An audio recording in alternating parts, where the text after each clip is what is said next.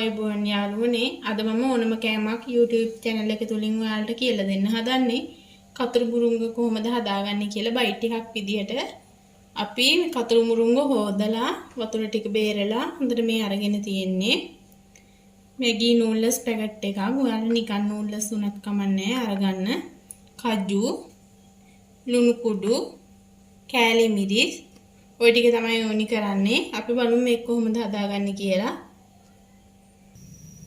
අපි පෑන් එකක් ලිපේ තියාගෙන ඒකට තෙල් ටිකක් එකතු කරගමු.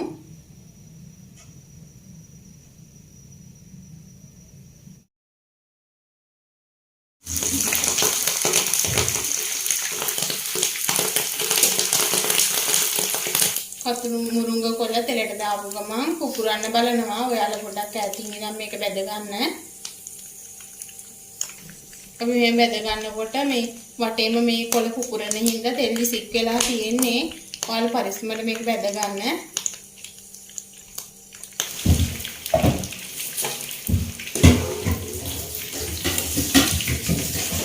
ඔයාලා මේ ගාන වෙනකම් බැද ගන්න.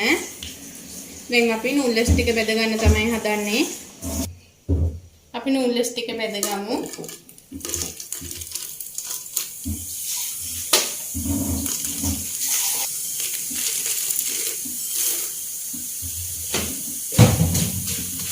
ඔයාලා මේ ගාන වෙනකොට ලිපෙන් බා ගන්න.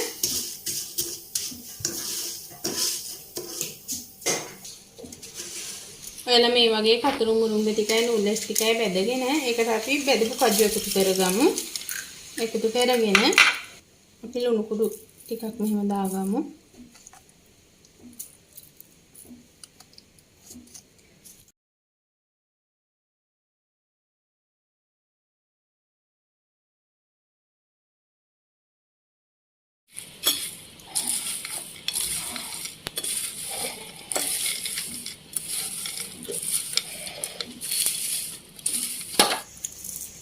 අපි කතුරුමුරුංග කොළ වලින් බයිට් එක හදාගෙන ඉවරයි. ඔයාලත් යාළුවනේ මේ වගේ ගෙදරදී හදලා බලන්න. ඔයාලා මගේ YouTube channel එක subscribe කරලා නැත්නම් subscribe කරලා තියාගන්න.